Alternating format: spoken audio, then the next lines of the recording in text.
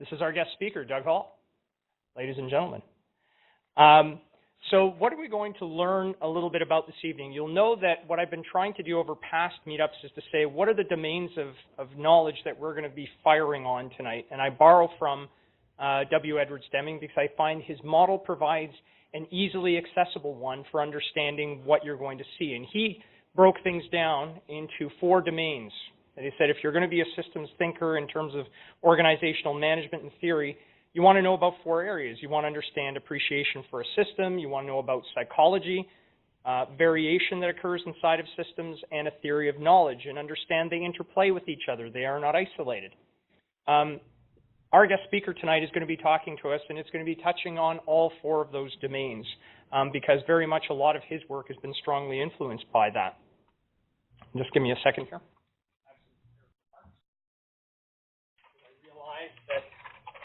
Looking at Jeff's eyes, I tend to not be on track with these things. So our guest speaker tonight, Mr. Doug Hall, he is the CEO and founder of Eureka Ranch in Cincinnati, Ohio, and he's also the creator of a process called innovation engineering.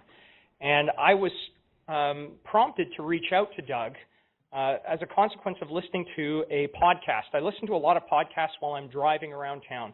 And one of them happens to be the Deming Institute's podcast with Trip Babbitt. So there was a couple that he had from last year, in particular one in April 2017 that talked about leadership matters, where's the joy? And if you know Dr. Deming, he was always asking, where is the joy in our work? You know, we have the entitlement, the right to joy in work, where is it? So when I was listening to this, I was struck because in the conversation that happened between Trip and Doug, it laid bare what I had been seeing and feeling and hearing for some time in my line of work, and it was really impactful. I can tell you exactly where I was on the QEW, you know, just past the exit for the lakeshore when it hit, and there were some things that he said, and there were 3 things. He said, senior leadership know that they have broken systems. Ranting, piling on, pointing this out to them is unnecessary. They know it. They see it every single day. It is evident. The current modes that we're using to teach leadership about systems thinking aren't really helping anymore. They're mismatched to helping them. And a fresh thought pattern is required. And this hit me like a gust of fresh air into my addled brain because it suddenly connected a lot of dots for me. It's why over the past 5 or 6 years I've been bringing systems thinking into my work, because I realized a little bit of the futility of trying to teach leadership and teams about agile practices and processes and in absentia of the bigger picture, but not really getting a lot of traction. But what struck me most was what Doug said a few minutes more into the podcast. When Trip asked him, he said, well, okay, you've told me a lot of things about what you're seeing. What is it that you've found in your work you found to be sticky or worthwhile to senior leadership? And he said, a specific phrase, he said, how about if we bring you systems that enable instead of control? Systems that enable people instead of control people. Do you remember in your career when you had those systems and what joy you had in how your organizations were working at that time? And there was no magic formula that came from this. As Dr. Deming would say, there's no instant pudding. It's a lot of thinking and hard work, and there was his appeal to the community to say, help me with this. But I think Doug's done a tremendous amount of work to actually make some of this relevant and real. So I'm really thrilled to introduce him this evening. It prompted me reaching out 3 or 4 months ago to actually have him speak to us tonight. Let me tell you a little bit about Doug. His bio is one of a life well lived and explored. He's a chemical engineer by education, a passionate advocate and practitioner of systems thinking, having been influenced as a young man by W. Edwards Deming through his father, Merwin Buzz Hall, who was instrumental in the transformation. Deming's first test case in America was at a company called Nashua Corporation. Doug's dad was right there with Bill Conway and actually running this and making it happen. This is really it's really quite significant. Now, Doug was a very young man at the time, but it definitely rubbed off on him, and I think he'll share a story about that. Through his work in starting the Eureka Ranch and his work in invention, He's been a reality TV personality on ABC's American Inventor and its Canadian counterpart, Backyard Inventors. He's the CEO of Brain Brew Scientific Spirits, a company that has partnered with Edrington Distilleries to produce single malt scotches that appeal to millennials. And they have a process that allows for the aging, it's a compressed aging system, 40 minutes to turn it into something that appeals to the millennial palate. He's the host of a nationally syndicated radio program called Brain Brew Radio, a part-time Canadian resident of Springbrook, PEI, so he spends some of his time up here in the Great White North. Is also a sailor, craft pizza enthusiast, and bagpiper. I was most surprised about the bagpiping. So please join me in welcoming Doug Hall to Systems Thinking TO.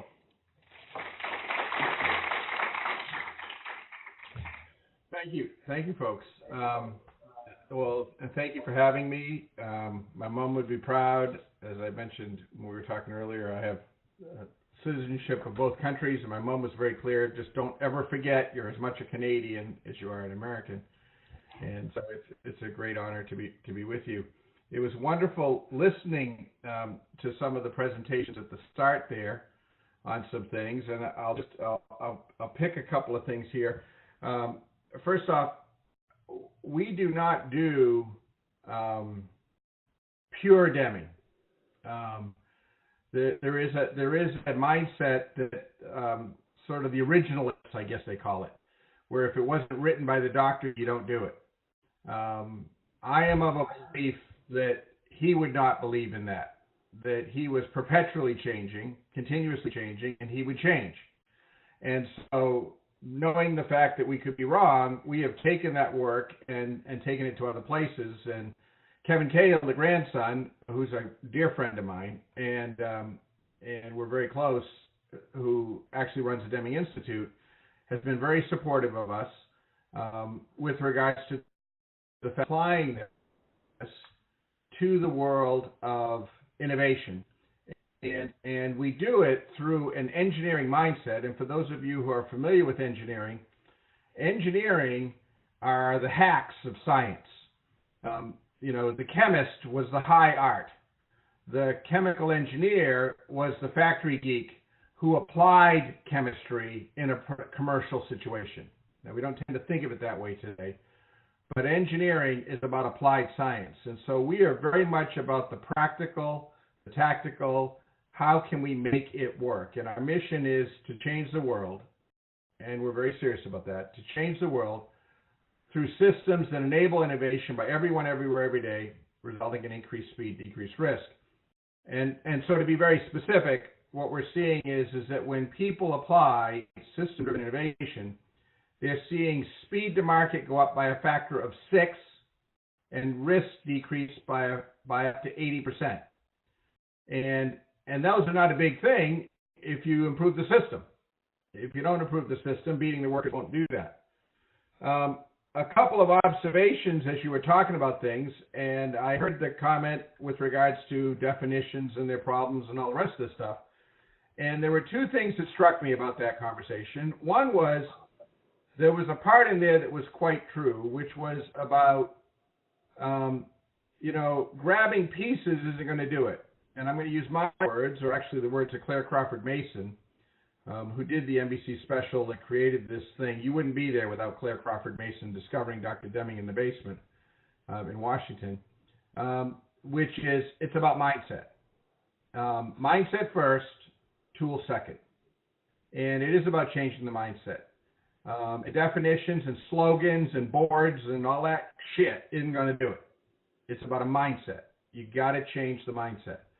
And it all begins and ends with the mindset. And that's been one of our greatest challenges is we now have 35,000 people we've taught. We got $17 billion worth of ideas in active development around the world.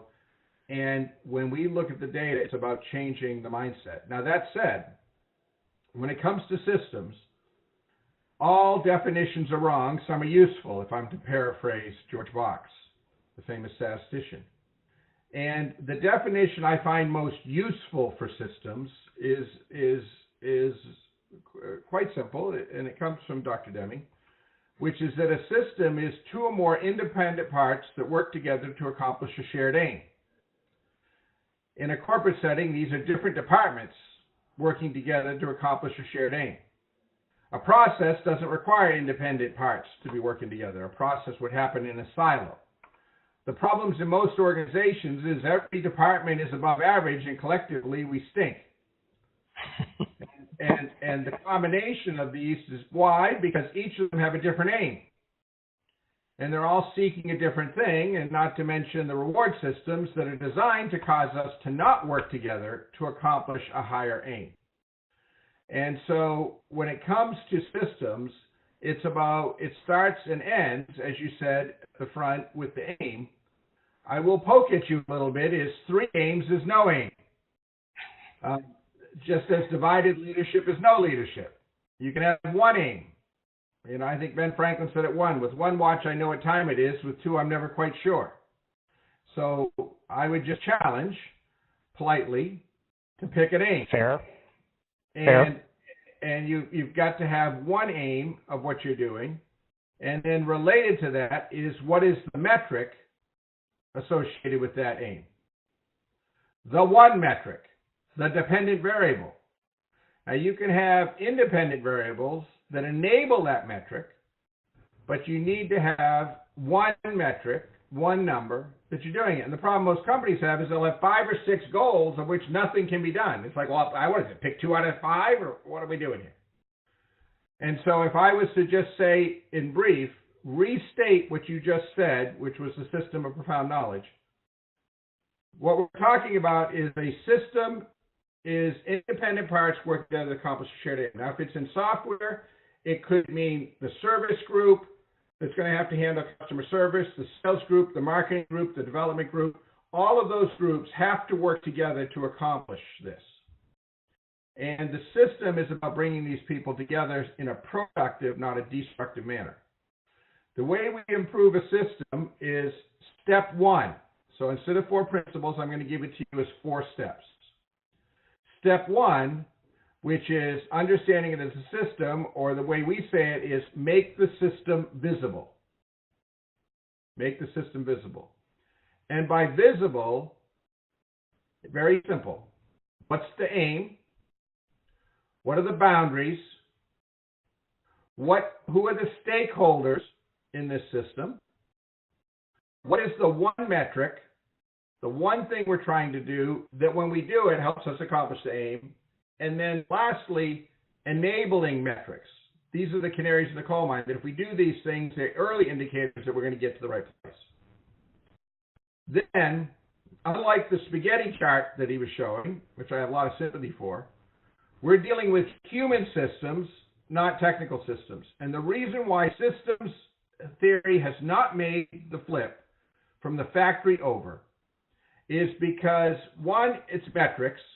We don't have good data on it. And second, Dr. Deming didn't teach us how to take it across. And so our community, and you said I invented it, I didn't invent shit. I've got a whole pile of wonderful people that have come together as a community that actually created this thing.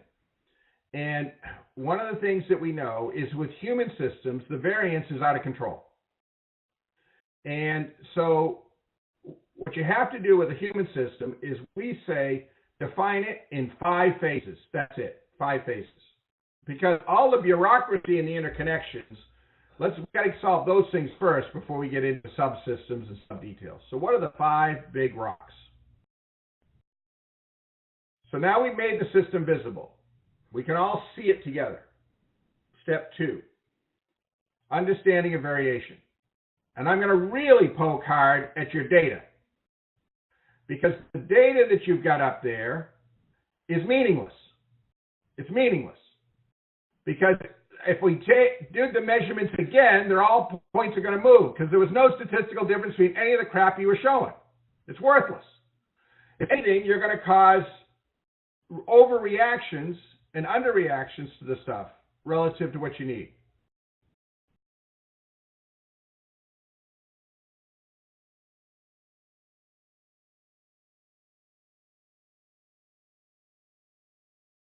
Yes. All right, can you still hear me? Yeah. Yep, we can still hear you. We can still see you. So what you got to do is you've got to have a metric that connects to your purpose, the aim. One metric. And I can tell you that when it comes to a metric, you have to have a metric that's validated as mattering. You can't randomly pick one. Well, we've measured 6,000 teams in the act of creating ideas. I mean, and we're talking Nike, Disney, American Express, Ford, Labatt's up there, you know, major corporations as well as thousands of small ones. And we tracked ideas from the beginning to the marketplace. And one of the most important things is obviously in what you folks are doing there is with regards to the ability to generate word of mouth to tell other people to spread the mission and to do that. Well, the one metric that we know when it comes to innovation that matters, and we have academic papers on it, we've got validation on it, is innovation is meaningfully unique. It has meaning and it's unique. It's never been done before. It's meaning, significant. We can measure this with purchase intent. We can measure it with liking that they've got to it.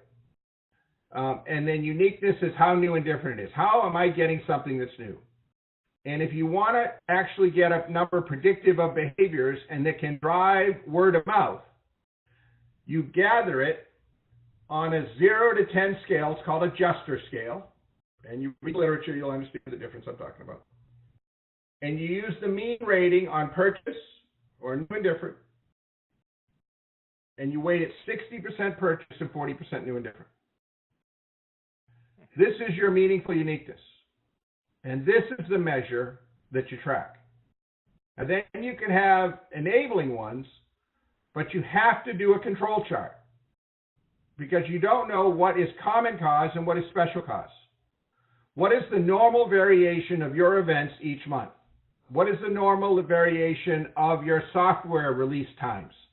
What is the normal variation in this? Some of this is the system, and the worker can do nothing about the system problems. Now, the special causes when it goes outside the control ranges, and those are faults of the worker. They fell asleep, they didn't follow the procedures, they didn't do the process, whatever. But our goal is to take that system and increase the mean and reduce the variation. That's it. All quality is reduction of variation and reliability and reproducibility. As Demi said, we can't improve a system until we have it in control. And all your human systems are out of control.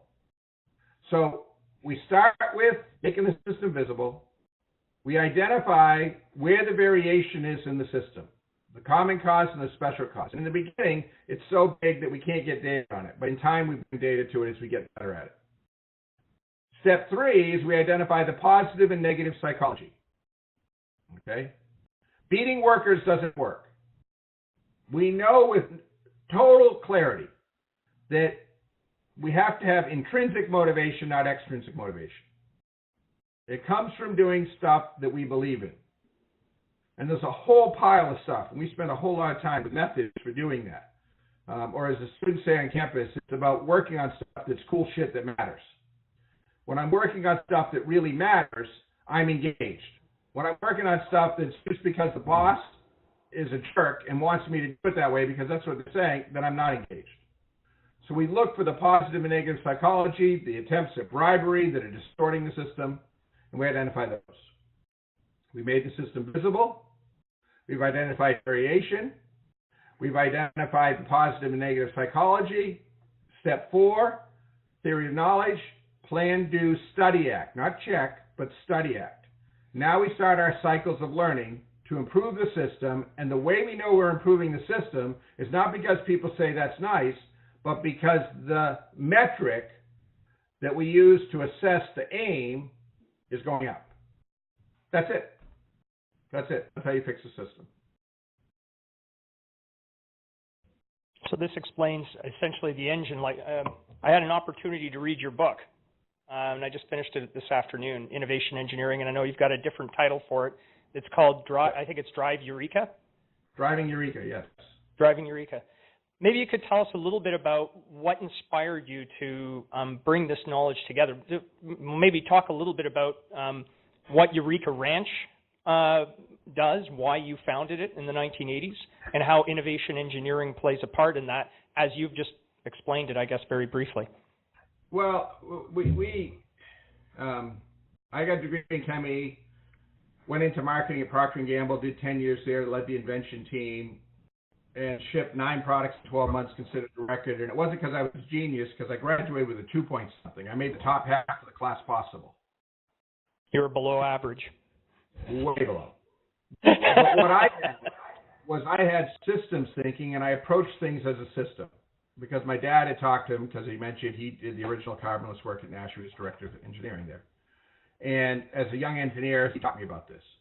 And so I approached things as a system, and that's how we were able to do it. I left Procter & Gamble, created the Eureka Ranch, started to do stuff, did very well doing big ideas. Nobody wanted systems, so I said I was a guru, which is very fraudulent because I wasn't a guru, but I just had systems. But they're such cheese balls. They, you know, you say you're a guru, they think, oh, that's great. I've got God to come help me, you know.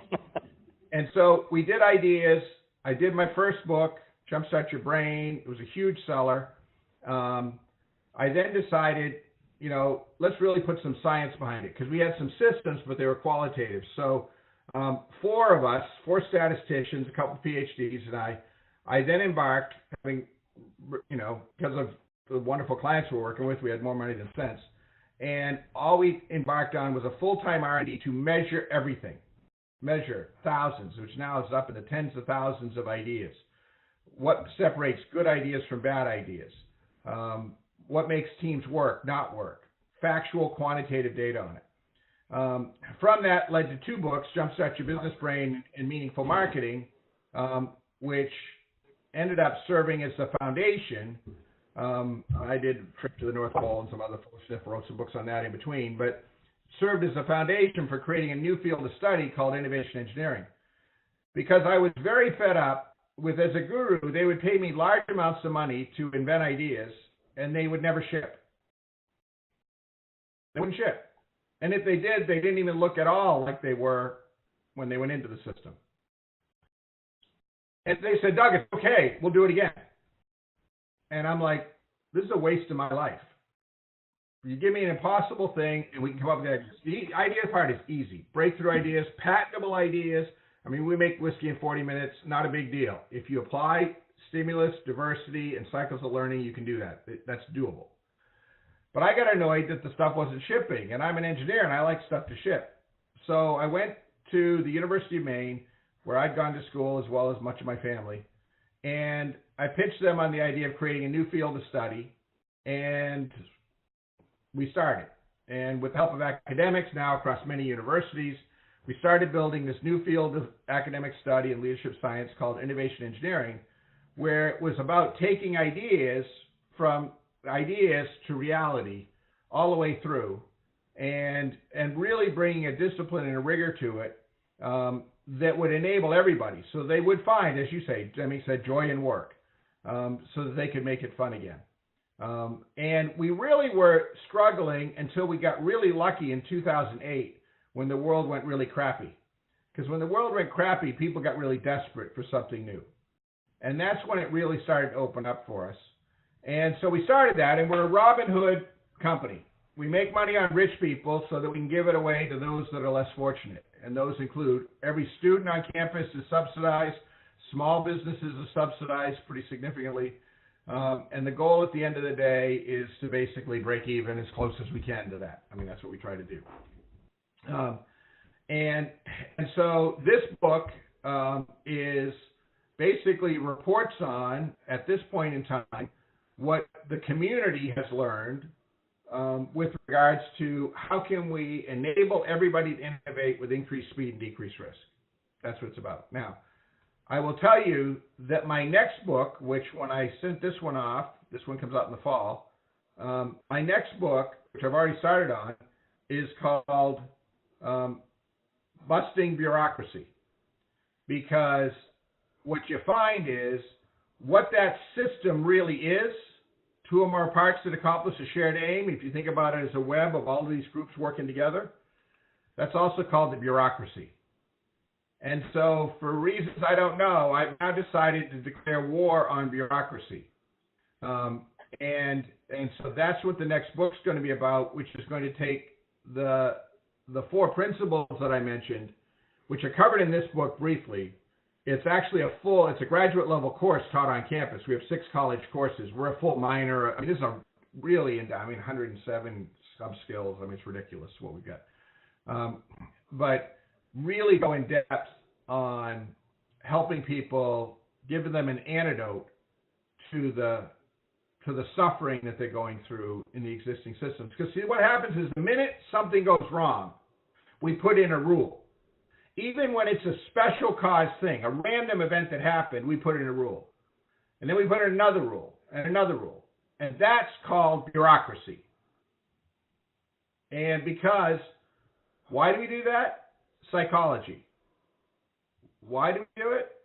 Prevention of a negative is 3 to 5 times more motivating than the promise of a positive. And so the human dynamic is when something happens, who are we going to blame and what rule are we going to put in, versus looking at it and saying, is it a random event? Is it that's a one-off event and the worker didn't follow the procedure, so let's teach them? Or is it a systemic thing that's reliable and reproducible? If it's one-off, it's probably not something we should do anything about. Yeah, we've just had an example of that happening very recently. I just saw it today. There was a car sharing or car rental, car sharing service here that's basically said, as a result of regulations and bureaucracy put in place by the City of Toronto, it's called Cars to Go, they're shuttering their business at the end of the month. And it has to do with losing parking spaces. The idea is you would park the car, and then through a website or an app, you'd get keys to get the car, you go and drive off. Well, a lot of neighborhoods are closing that off, and it was based upon a misunderstanding of how those parking spaces were being allotted. So they eventually found that they were cutting tens of thousands of spaces here in Toronto, effectively nullifying the viability of the proposal. Watch the news at night, and you see examples of it all the time. We love to blame somebody, and yes, before you even say it, we happen to have somebody that got elected president down here who's really good at that. He's particularly. Don't worry, we got one too. Fake news. So, some of the work that you did. So, for folks here are completely unfamiliar with some of the good and the bad that you've seen, I guess, over the last 30 years. And in the conversations that I heard that you had with Tripp, there were some things that stood out to you as some really big positives, and then there's some really big negatives. Especially when it comes to explaining some of these ideas and about how to bridge them across. What made the work that you did with your peers and colleagues at Eureka Ranch, how did that process work, and what made that impactful? Is that something, and maybe I'm getting this wrong, but is that still viable, or are you seeing that there's another way that that leadership and business and organizations, the people, need to be engaged?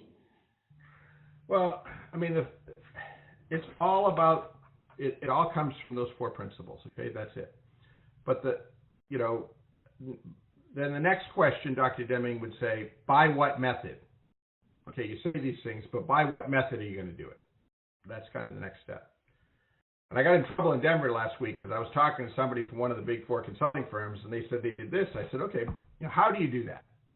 And he went blah, blah, blah. I said, no, how do you do that? And he went blah, blah, blah, blah, blah. And then he got mad because I kept wanting to know how, because there was no how. So how do we get AIM? Let's start from the important one, the very most important one, because it all starts from there. Well, when you start to look at AIM, what you find is that getting AIM, getting worker engagement, the existing system of management, which is known as command and control, does not work. It doesn't work. It's also a slave system. The military, the Canadian forces, NATO forces, and even U.S. forces, no longer do command and control. They have moved to a system known as commander's intent, where leadership turns around and writes the narrative, setting up a motivational, because what leaders do is they inspire people to do great things, an inspirational piece as to why this is something that is of critical importance and we really need people to help us with it. They then set the mission of one thing.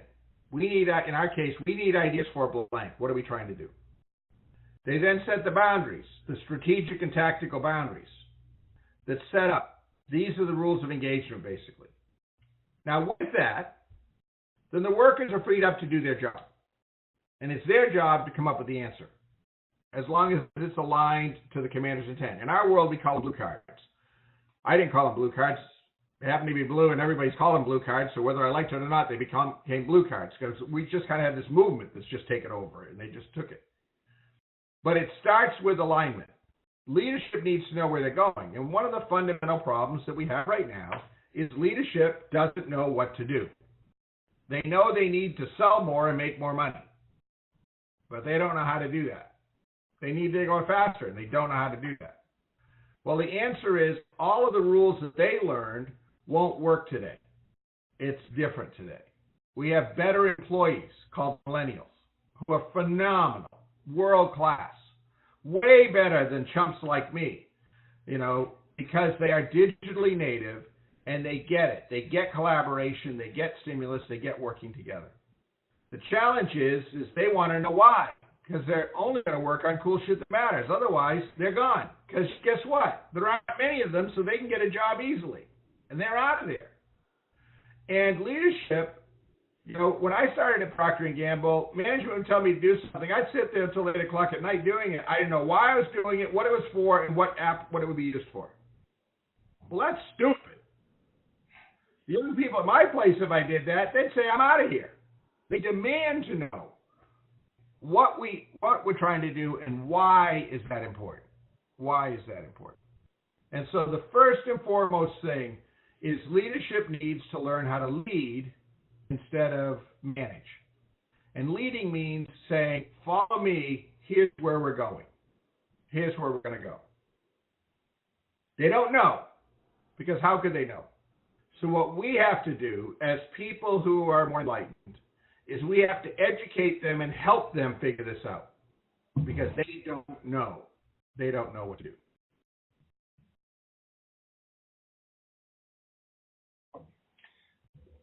So what have been some of the, and forgive me for being a little pedantic, because this really strikes a chord. What you're saying is it resonates well with what I've observed, because in my line of work and my peers and my colleagues, we're often in the same predicament. We're trying to help teams locally suboptimize inside of a larger system to accomplish an aim or goal that they don't know why it's happening or occurring. And for a lot of them, their joy in work gets diminished because they like to see the work that they are making actually get used by people, consumed, changed, modified. It gives them a sense of purpose and meaning, and they're not feeling that connection. With innovation engineering, as I was reading your book, what was becoming rather evident is that you're asking leadership to take a leap of faith, to be able to say that the way that you've been working so far, you're frustrated, I know, and I get it. Here's a path and a way out. So what I found particularly interesting was the path and the way out that innovation engineering brought to them. Like as I understand it, how Eureka Ranch works, you're taking everyone who touches that particular product or that innovation or those ideas, you bring them to your campus, you teach them the way forward, you teach them a way to be able to apply a systems perspective to innovation, and then you show them how to get those meaningfully unique ideas moving forward. In thinking about the folks that you've worked with, maybe help us understand a little bit more. I understand all about I think we all get the 4 dimensions and the steps and the stages, but maybe speak a little bit to what has Eureka Ranch done in terms of its impact with these organizations. What are the innovations and products that's bringing to market? How has that been impactful? And again, forgive me if I'm being pedantic. I'm just wanting to make sure I get that out. Let me catch a couple things here. First off, we don't bring them off the ranch. 99% of them are taught by their people teaching other people through a diffusion of innovations at the organization. Because we can't change the world. Like we're doing Toyota now. Well, I can't have them all come to the ranch. There's too many Toyota people. Okay. Okay. They're using us for the human system. So we teach their people how to teach others and take it across the organization. And it's far more effective of them doing it than us. Plus, we got to change the world, so I got to get around to everybody else. Okay. And so that's very important when it comes to doing it. Also, we need to enable everybody to do it. The reason we need to enable everybody to think this way is, here's the simple math. You create an idea, big shiny idea. That idea then goes through and gets ready to go into development, and you're doing it in development. 2 separate studies show when an idea goes into development, it has a value, a market value. It's worth X amount of thousands or millions of dollars. When it comes out of development, it's lost half the value. And why is that? It's because people have compromised, okay? Because they feel it's not their job to reinvent it because they don't understand the aim and they're just pushing the peanut forward.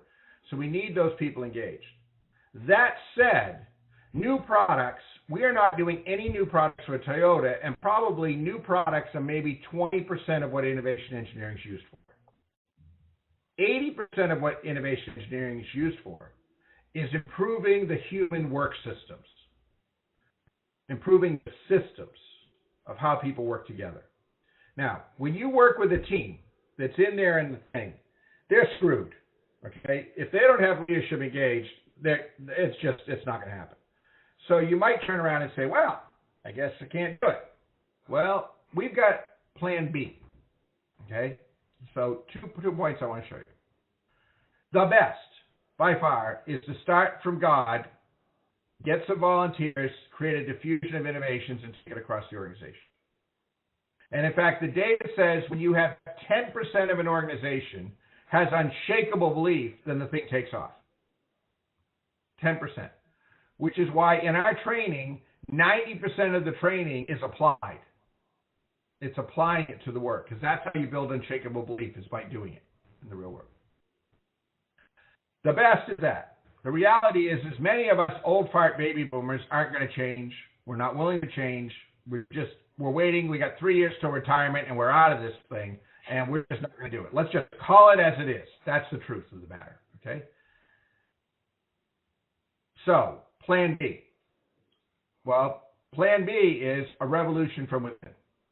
And whether it's us teaching students on campus, or what we work on now is we have an Innovation Engineering Quick Start course, which I'd love to bring up there to Toronto sometime with you folks, where we teach people how to work smarter using this mindset and the tools on areas within their sphere of influence.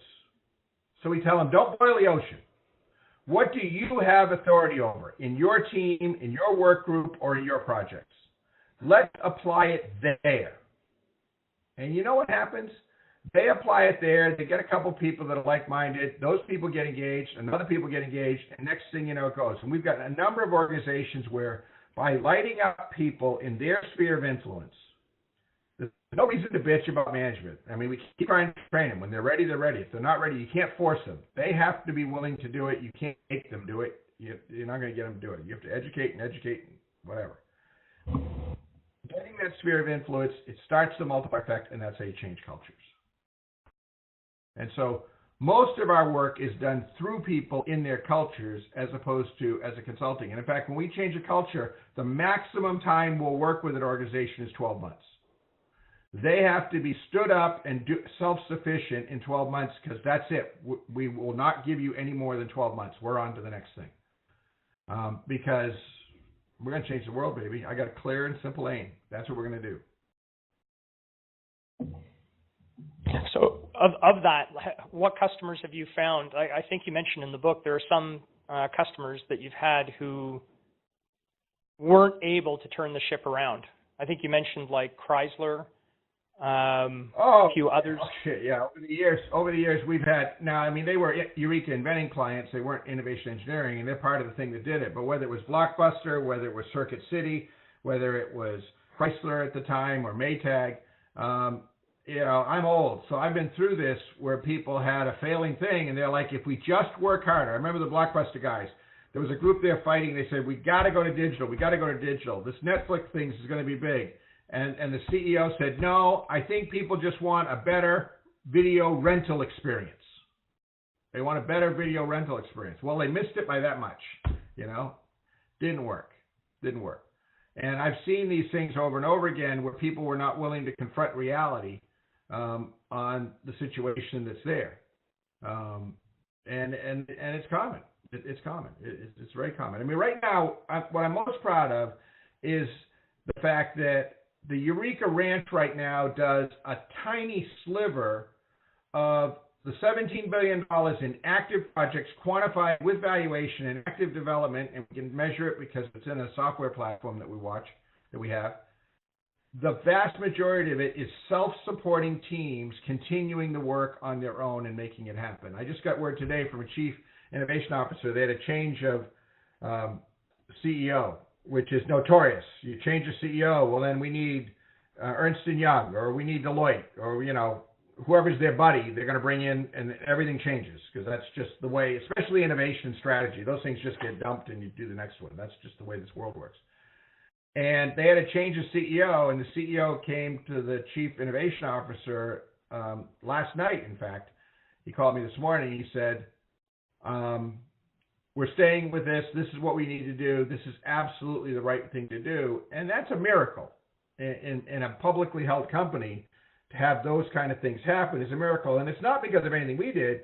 It's because when he talked to the people about the difference it was making in their lives, and when he looked at the project pipelines, the innovation pipelines for various divisions, and he asked, how are these projects done? He found all the divisions using innovation engineering were doing much better than the ones that were not. Because you always have resistors. I mean, that's just the diffusion of innovation curve.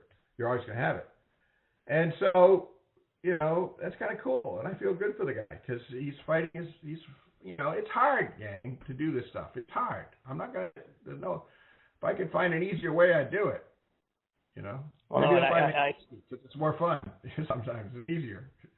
I think that's why we have the people come out that we've got is we're beginning to understand that from a lot of different disciplines and a lot of different perspectives, that just looking at the local sub-optimization techniques that have been applied in the past, that the big consulting firms use, the psychology of extrinsic motivation, if you would just, you know, meet the goal, if you would just work harder, if you would just apply yourself, and blaming, you know, a culture or, you know, a structure that supports a culture of blame, that we're not really moving forward. And I think that's what I found interesting in your book is you put front and center that if your organization isn't innovating, then it's setting itself up for failure. You're setting yourself up for the long, slow death.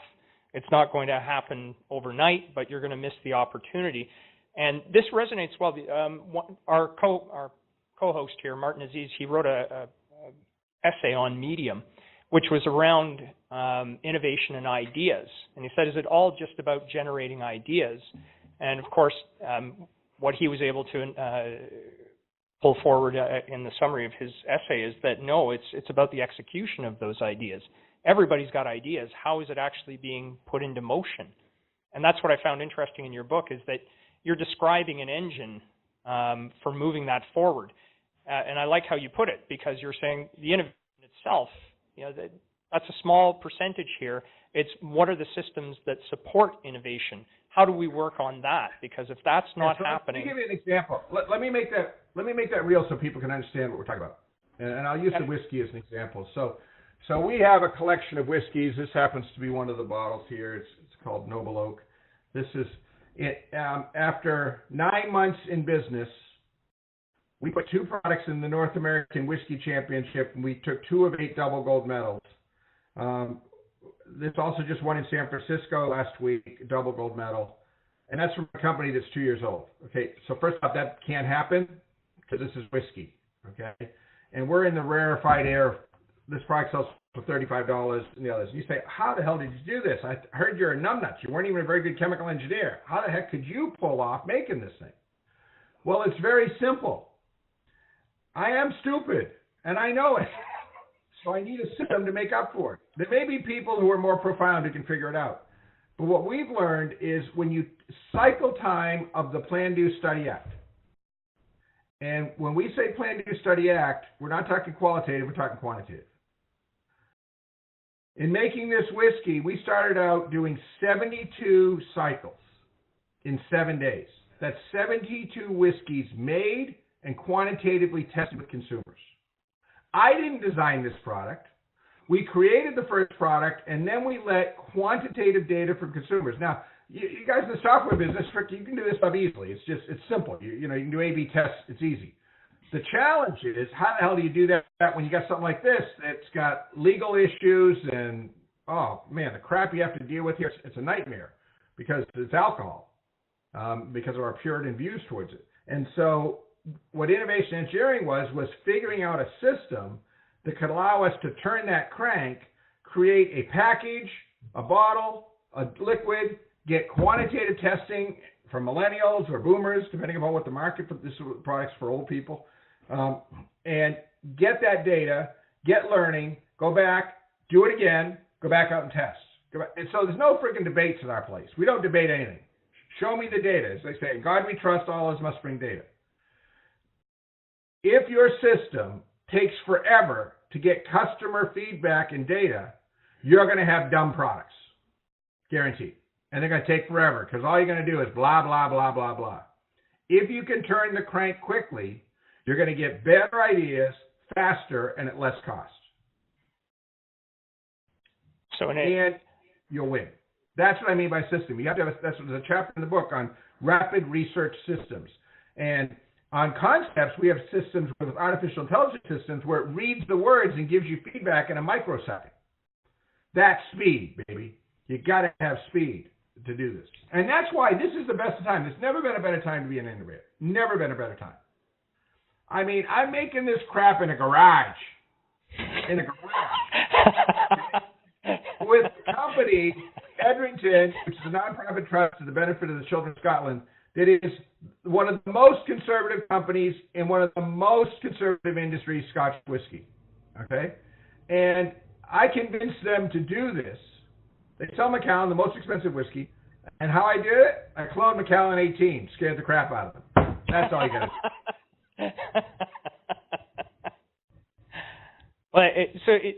So this is part of what your company Brain Brew put together. Tell us a little bit about that, because that's actually a fascinating product. I liked how you explained it. You said that if you're not working on capturing the market for millennials and what they like, you're going to be losing market. You're going to go out of business. So, well, because the problem is Scotch whiskey is drank mostly by old people, and you know what happens to old people? They die. I mean, that's what happens to people. They're more likely to die because that's what it happens. You'll get there someday. I'm just telling you, it happens. And so, how are you going to refill is the thing, and where is the boom of the market? And it's with women of all ages, and it's with younger people. That's where it's all happening. And so we started this. The pressure cooker blew it up, and then we got chemical reactors and controlled it. And what we basically do is replicate the seasons of nature. We replicate the seasons. With the pressure, the alcohol goes, it's just a chemical reaction. There's no color added, no flavor added. It's the same as everybody else, just controlled smarter. And the benefit of this is not that we can do it faster. That's fine. That's nice, whatever. The benefit of this is it allows us to make easy drinking smoothness, the smoothness of a very old whiskey, and make it at an affordable price. So you pay $35 instead of $100 for a product that actually is preferred 2 to 1 against a $125 product because it's smoother, even than that. When will that be at the LCBO? Is it enables you to do custom whiskey. So our big business is people come to a tasting, they taste corn, wheat, rye, and barley, Scottish style, bourbon style, craft style. Then they put together their own whiskey. And then we compress it and make it up for the one bottle at a time. And as we say, the world doesn't need another whiskey, but everybody needs their own whiskey. So this is one where the technology's cool, but you have to ask yourself, why do I care that you can make it fast? And the reason you care is because now I can give you your own personal whiskey. That's pretty cool. Well, thank you, Doug. I'd like to throw questions out to the audience. I'd like to see if they've got any things that they'd like to ask. maybe probe you about and understanding how you've blended systems thinking and innovation engineering together. And I think we did have a couple of people who had some questions right off the top of their heads. I thought we did. Yeah, Elaine? Sure. Hi, Doug. Hi. I kind of want to get your thoughts on, you mentioned metrics that are key in managing, a system and also keeping innovation as part of the system as well. Is there any preference with, business-driven metrics versus team, like soft-driven metrics, like people-driven metrics, when it comes to, keeping innovation as a main driver in a team, like keeping that alive? Yeah, individual metrics are bullshit, okay? It's called, Deming said 94% of the problems is the system, 6% is the worker. So when we put metrics on people, that means we say it's all about people as opposed to about the system. And management needs to put stuff on the system. To measure the system, the output of the system, there's only one metric that matters, which is the weighted value of your innovation pipeline. So that's discounting for where it is in the development process, discounting the valuation. If it's early on in the process, it's got a low valuation, and it's smaller, and it gets bigger as it goes towards market. What's the weighted value of the innovation pipeline? That's the output of your system. That's what your system's putting out. Now, you can have enabling metrics in there of cycle time and stuff like that, but the one metric is what's the value of our pipeline, because that tells me my future of where we're going. Now, if you want to measure the culture, the best culture measure is to survey employees on how they're spending their time. And we have a question that we validate. We've been measuring this crap forever. There's basically a proactive, a bunch of, are you doing it in these kind of things, which are basically proactive. You've got a reactive, and then you've got a neutral. And we look at the percentage of the time employees are doing things proactive versus reacting to customer requests or management crap. The more people are proactive instead of reactive, a chain reaction of positive creative. That's the measure of a culture, is when they're proactive instead of reactive. Well, you can't blame a worker when the frickin' management is throwing crap at them all the time. How the hell are they going to be creative when they're having to do all this fire drills or whatever phrases you want to use for it? Because we're understaffed, deadlines that are unrealistic, don't have the systems and resources we're doing, and then we're going to blame the workers. Wrong answer. So it's the pipeline and percent proactive and reactive, and the best way to get proactive is management setting clear priorities as to what's really very, very important. Apple Computer has one P&L, Apple Computer. That's it. Eureka Ranch has one P&L. Eureka Ranch. That's it. Doug, this sounds fantastic. I'm curious as to how you approach an organization that likes to stack rank employees at performance review time and fit them to a bell curve that's into a forced distribution that exists already. How do you approach those organizations? I think they deserve what GE's delivering right now. Incompetence. I'll go to court. Could you expand? Sorry, could you expand on that? I'm not. It's just wrong. It's just wrong because it's the system, goddammit, that's the issue. It's not the people. Okay. Now you've got unwilling workers. That's one thing. That's a different issue. But if the workers are willing, they got what they got. It's like you take a whole bunch of salespeople and you say, they say, well, we've got, half of these people are below average. No shit, Batman. Have to be below average. Now roll the dice, see what happens in the next 6 months. Oh, damn, look it, they're up. These people are down. Have you done the red bead experiment there? 3 times. I'm the president of the Red Bead Corporation. White Bead Corporation. White Bead Corporation. Yep. Red beads. So what you got to do with management is you got to educate them. You got to educate them and educate them. And you start an experiment. The way we do this is we say, we'd like to start an experiment. They say, we want to change our culture. I said, not going to do it. We're going to run an experiment first. And we're going to get it inside the workers and get them to see the difference. Then with that, it starts to expand from there. And that's how we do it. Now, if the management is not ready for it, we say, okay, fine, we're going to do it subversive. And so we find employees that are willing, we train them, give them the tools, we get some tools for individuals, screw the corporation, just help the person do their job, work smarter right now. And we start it that way. But either way, our mission is the same, which is to enable innovation by everyone, everywhere, every day. And so that you're clear, our mission is people, not companies. The only reason I work for companies is because there's a lot of people there. It's like a bulk buy. If we change the people, you will change the company. People got this all messed up. They think if they change the company, the people will change. No, that's crap. That's not what happens. People, it has to come from within them. And I can't tell somebody to change.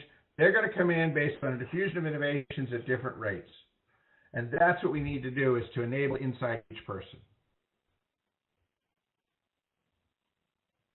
Okay. The company wins. Any other? The company wins. Of course they win when that happens. In fact, it's the only way the company wins. Any other questions from the audience? We have one. Avi. Hey, hi, Doug. Really enjoyed it. Nice. Just one quick question. You gave an example of CEO of Blockbuster, the failure, why it happened. You said it's because people not willing to confront reality. So how do you counter something like that? And in your experience, did you do something about it to change the views of leadership? So the only thing some of it's hard because some of them, I'm just going to be brutally honest with you. Sometimes there is an unknown going on. We had a situation once where we were trying to work with a company to do it, and the CEO just wouldn't do it. And then a month and a half later, he sold the company. And we found out the unknown was he was working his package, and he was dumping the thing and the poor people. And so sometimes you have unknowns going on. When they're truly irrational, I tell people what might be going on that we don't know, because there's sometimes something else. Assume that's not the case. Then there's two things you can do. The first thing is, Deming famously said, how could they know? How could they know there was any other way to lead companies? How could they know there was any other way to do it? And so you educate them. And then when it comes to an issue like what happened with the Blockbuster situation, and we didn't do it back then.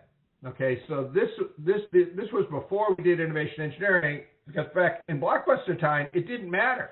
I was just to come up with ideas. Whether they did it or not was not my responsibility.